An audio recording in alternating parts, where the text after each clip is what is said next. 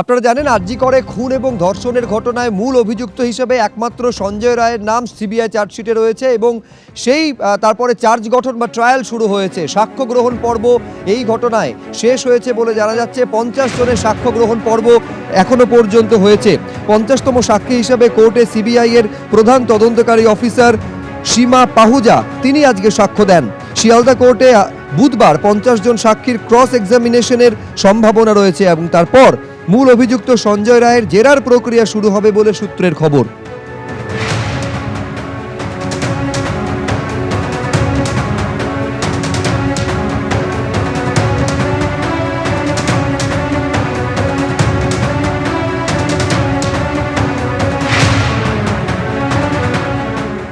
নির্ধারিত 90 দিনের মধ্যে চার্জশিট জমা দিতে না পারায় সন্দীপ ঘোষ এবং অভিজিৎ মণ্ডলের জামিন হয়ে গিয়েছে। এই অবস্থায় সিবিআই এর ওপর চাপ বাড়াতে সিজিও চলো অভিযানের ডাক দিলেন রিমঝিম সিনহারা।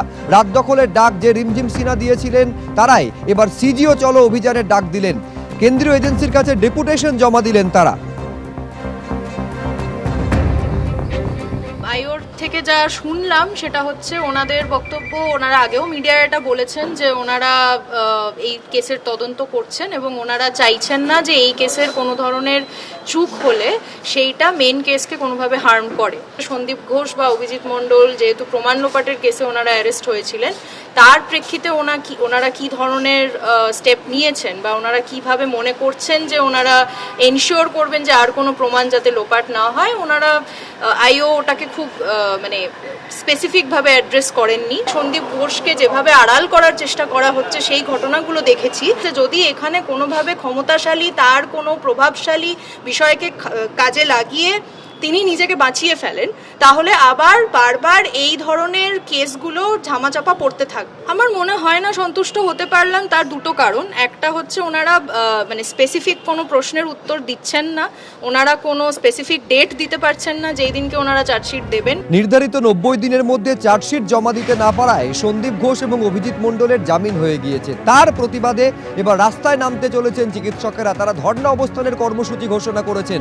আগামী 17 তারিখ থেকে অর্থাৎ 17 ডিসেম্বর থেকে 26 ডিসেম্বর পর্যন্ত ধর্মতলায় ধর্ণা অবস্থানের কর্মসূচির সিদ্ধান্ত নিয়েছেন তারা। কিন্তু এই কর্মসূচির কোনো অনুমতি পুলিশের তরফ থেকে দেওয়া হয়নি। সরাসরি কথা বলবো আমাদের প্রতিনিধি সন্দীপ সরকারের সঙ্গে। সন্দীপ, তাহলে প্রশ্ন উঠবে যে এইবার চিকিৎসকেরা কি করবেন, কি হবে ঘোষিত কর্মসূচির ভবিষ্যৎ? দেখো, চিকিৎসক সংগঠন জয়েন্ট প্ল্যাটফর্ম অফ ডক্টরস তারা জানিয়ে দিয়েছেন যে তারা আদালতে যাচ্ছেন। আগামীকাল কলকাতা হাইকোর্টের কাছে আবেদন করা হবে এবং ধর্মতলায় ধর্নায় বসতে চেয়ে তারা আবেদন জানাবেন আদালতের কাছে। ঠিক যেভাবে দ্রোহের কার্নিভাল, আমাদের দুর্গাপুজোর কার্নিভালের একই দিনে একই সময় যে দ্রোহের কার্নিভাল হয়েছিল, যার অনুমতি আদালতের থেকে নিয়ে এসে কর্মসূচি করতে হয়েছিল, সেই পথে এবার হাঁটার সিদ্ধান্ত নিয়েছেন তারা। আগামীকাল কলকাতা হাইকোর্টের তারা বিষয়টা উত্থাপন করতে চান, দৃষ্টি আকর্ষণ করতে চান কলকাতা হাইকোর্টের এবং আদালতের কাছ থেকে অনুমতি তারা পেতে চান। যদি আদালত অনুমতি দেয়, আদালতের অনুমতি সাপেক্ষে তারা ধর্মতলায় ধর্ণা মঞ্চ বাঁধবেন এবং তাদের প্রতিবাদ কর্মসূচিকে এগিয়ে নিয়ে যাবেন।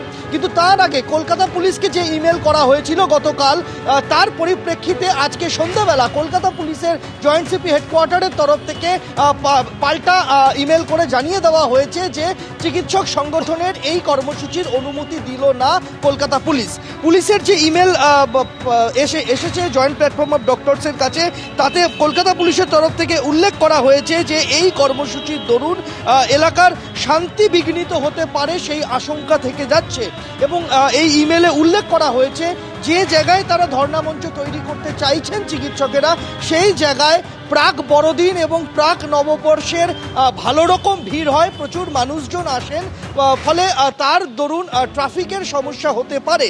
এবং এই ইমেলে, কলকাতা পুলিশের পাঠানো ইমেলে এটাও উল্লেখ করা হয়েছে যে অতীতে এই ধরনের কর্মসূচির জেরে মধ্য কলকাতা জুড়ে ব্যাপক যানজটের ভিড়ের পরিস্থিতি তৈরি হয়েছিল এবং নিউ মার্কেট পার্ক স্ট্রিট চত্বরেও কিন্তু একই রকম পরিস্থিতি তৈরি হয়েছিল এবং এই ইমেলে এটা উল্লেখ করা হয়েছে যে এই সময় এই প্রাক বড়দিন এবং প্রাক নববর্ষের সময় এখানে প্রচুর মানুষজনের আনাগোনা হয়, তারা কেনাকাটায় আসেন, মানুষজন ঘুরতে আসেন, নানান অ্যাক্টিভিটিস থাকে, ফলে সেই জায়গায় দাঁড়িয়ে মানুষের সমস্যা হতে পারে।